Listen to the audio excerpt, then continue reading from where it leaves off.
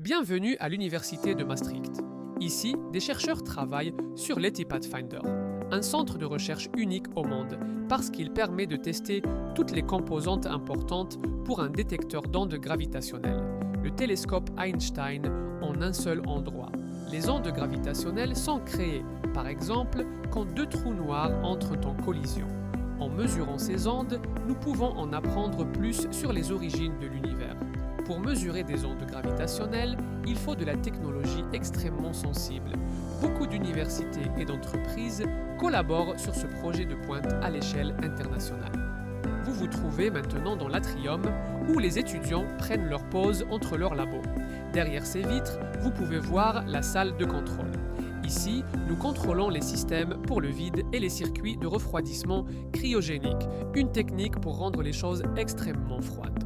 Chaque jour, les chercheurs travaillent sur des composantes pour l'ETI Pathfinder et, bientôt, pour le télescope Einstein. Puisqu'il n'est pas simple d'entrer dans l'ETI Pathfinder, on fait beaucoup de travaux préparatifs dans ces plus petits laboratoires. Dans l'atelier d'électronique, on développe, assemble et teste des appareils électroniques pour les lasers et les senseurs.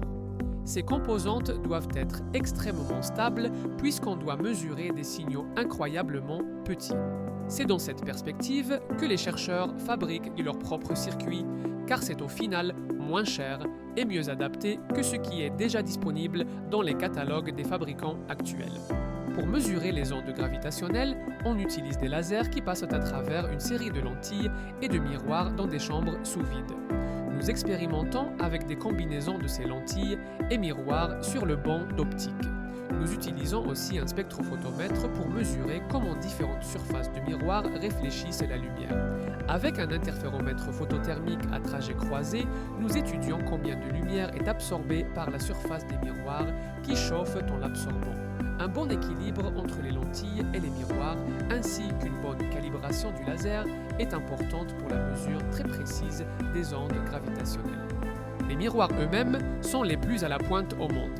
Ils sont polis avec des méthodes innovantes et ont approximativement 12 nanocouches de matériaux spéciaux. Dans ce laboratoire, on cherche l'équilibre parfait des matériaux pour les couches de ces miroirs. Tout ça pour permettre des mesures super précises avec le télescope Einstein. Une fois qu'une théorie fonctionne, on la teste dans la salle propre de l'ETI Pathfinder. Une salle propre est une salle très propre où l'on retire toute particule contaminante pour que ces particules n'interfèrent pas avec les mesures. Le personnel et le matériel qui entrent suivent une procédure très stricte. On enfile des combinaisons anti-poussière, des souliers spéciaux, des charlottes, des masques, des capuches, 2 couches de gants et des surchaussures. Le matériel doit aussi être impeccablement propre. Ça commence à l'extérieur, où l'on passe les grosses pièces au Kärcher. Puis, elles sont emmenées à l'intérieur à travers 2 portes. L'intérieur est en surpression, ce qu'on voit par le gonflement de la porte. Dès que la porte est ouverte, l'air s'écoule de l'intérieur vers l'extérieur, poussant la poussière hors de cet espace. À l'intérieur, on nettoie tout à l'isopropanol, avec des tissus spéciaux. Tout est nettoyé. Ordinateur, vos téléphones ou des boîtes de 200 vis et boulons. Dans la salle propre, vous pouvez voir l'ETI Pathfinder. C'est une infrastructure de test unique pour toutes les technologies qui seront bientôt utilisées dans le télescope Einstein. La structure est en forme de L, avec 2 bras de 10 mètres et 6 tours dans lesquelles sont suspendus les miroirs et lentilles de manière à éliminer les vibrations. Un laser est scindé en 2 faisceaux. Chacun part alors dans un des 2 bras vers les miroirs gelés, nous permettant de tester 2 lasers et 2 températures. Autour des tours, vous pouvez voir les pompes à vide et le circuit de refroidissement cryogénique qui amène tout à moins 258 degrés Celsius. Tout doit être propre et libre de vibrations pour mesurer avec précision. Au-dessus, vous pouvez voir l'intégralité de l'ETI Pathfinder. Les tours font 6,1 mètres de haut. Cette salle est équipée de nombreux senseurs pour mesurer les vibrations ambiantes. Le toit de la pièce ici a des rails pour cordons anti-chute et un système pour lever une section et ouvrir la salle de réception des marchandises, pour pouvoir hisser le matériel plus encombrant ou lourd à travers le plafond. Ici aussi, il y a un banc d'optique comme dans le labo d'optique, mais celui-ci est dans l'enceinte de la salle propre. Il est entouré de grands rideaux. La sécurité est importante parce qu'on travaille avec de puissants faisceaux laser.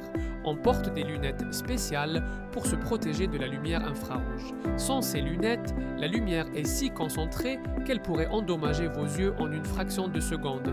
Donc, faites attention. Nous travaillons encore à l'assemblage. En avril 2025, on a commencé à travailler sur le contenu d'une première tour. La tour du miroir semi-réfléchissant. C'est ici que les deux bras sont joints et que le laser est scindé en deux faisceaux.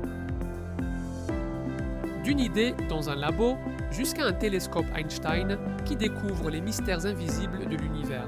Qui sait? Peut-être que vous participerez à la découverte de l'univers dans le futur.